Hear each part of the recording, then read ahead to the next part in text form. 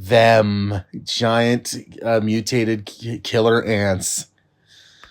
Oh man, I've been waiting for a while to talk about this one because this movie I grew up with this movie. I saw this movie when I was like 8 or 9 years old, and oh my God, I loved it ever since then. So this is childhood to me. So now I get to finally talk about it because I always wanted to talk about it, but I just never knew where I can do it. And with this 13 reviews of Fright classic special, I was like, all right, I finally get to talk about it because this was the first one I wrote down when I conceived the idea to do this.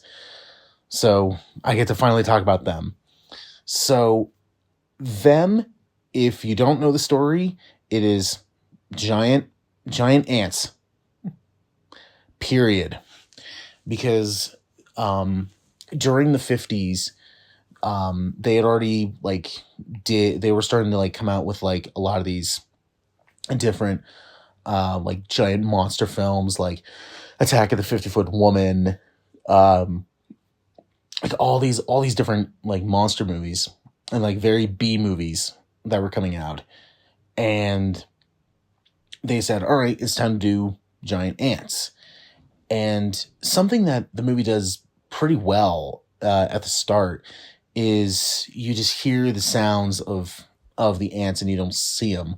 So they keep it a mystery of like, yeah, like what is this thing? And then when it's eventually revealed, it's like, oh, okay, it's a giant ant. But then, it's the 50s, so you look at it, it's like, yeah, that doesn't really hold up. But, you got to think of time period. And the fact they did have to kind of figure all this stuff out. And most of the time it holds up pretty well, is pretty cool. So it's really hard to kind of talk about a movie from childhood because it's just going to like be like ass kissing. But, this movie, it's not just like the mystery of what this is and like, how are we going to defeat this? But this movie's just so surprisingly funny. Like every time I rewatch it, I forget how funny it is. Like there's a scene where they're in helicopters and it's one police sergeant with a doctor, and then in the other helicopter it's a detective with the doctor's daughter, and they're just kind of going back and forth, and then the father doctor is like communicating with them. It's just like, yeah, what do you got? No, you need to say over. What? You gotta say over. So they do that, and then kind of does it again. Like, okay, what? You found anything? You gotta say over. I just did. I know, but you gotta say it again. and then eventually it goes to, okay, when you're finished, you gotta say over and out. But she knows I'm done talking with her. I know, but you just gotta say it. It's a rule. And then he doesn't do it, and then the sergeant picks it up and goes like over and out, and then doctor goes, oh sure, now you're happy. And just kind of goes kind of sticks his tongue out at him. So the doctor is the father doctor is my favorite character in here because I like how one, professional he is, but also two is he just gives that like, I don't really care about any of this other stuff. And even his daughter's just like, you got to watch him. Like you got to watch him. And also, this also goes back to something like, the thing from another world. They have, woman in here who is playing a professional, character, like not just there to just scream her ass off and do nothing.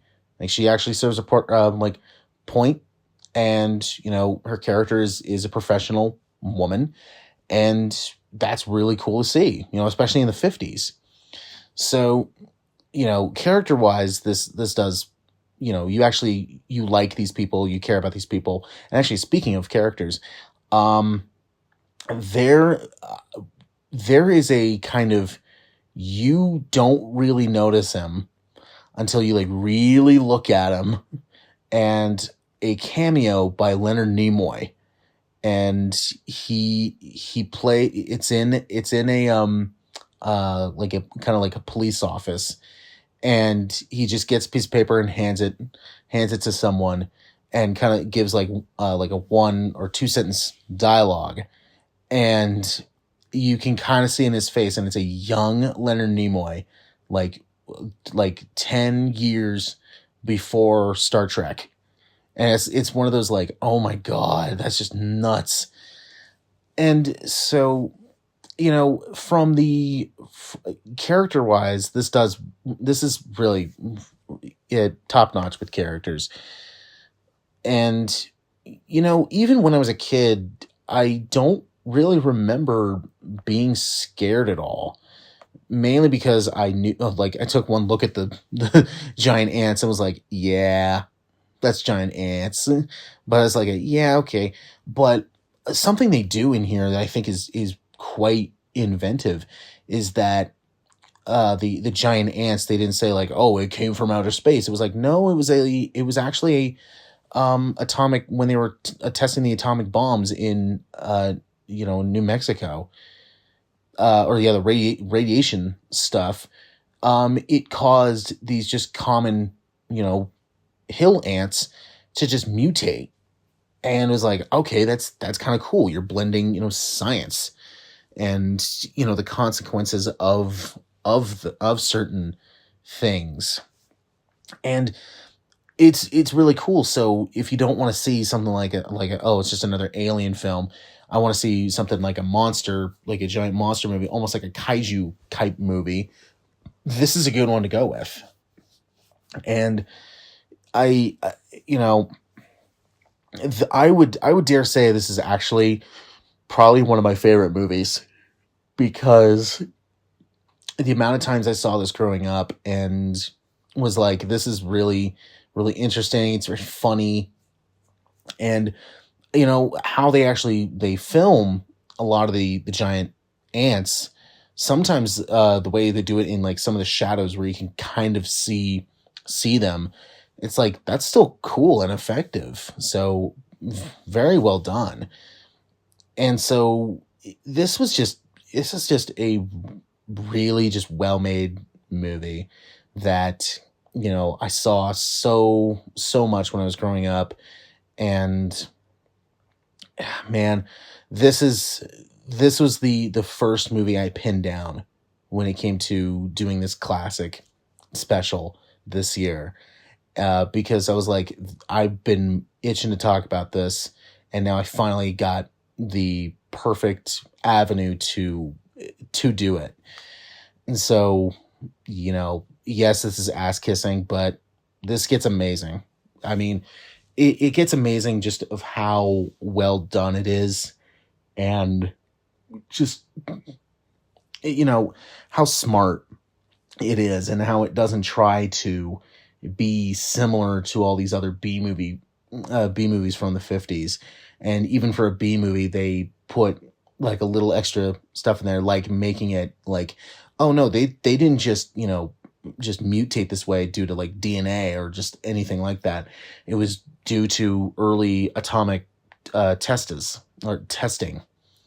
And it was like, cool. I like that, how you're blending, science and the consequences of that. And it's like, that's really cool. I like that.